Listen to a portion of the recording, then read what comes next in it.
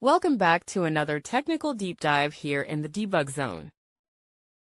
Today, we're tackling a big question and breaking it down with insights from other users. Hopefully, this clears up some misconceptions and helps you get the answer you need. So, buckle up, stay a little curious, and let's jump right in.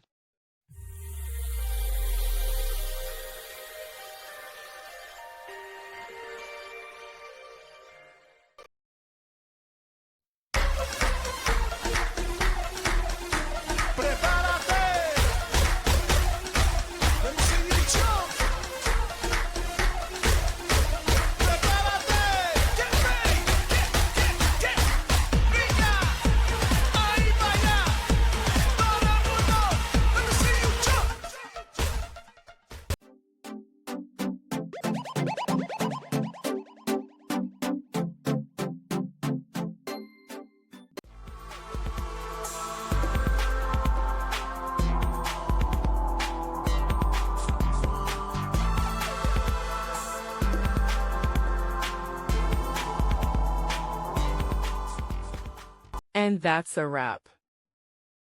I hope you found the answer you were looking for. If you did, take a second to hit that subscribe button. It really helps out.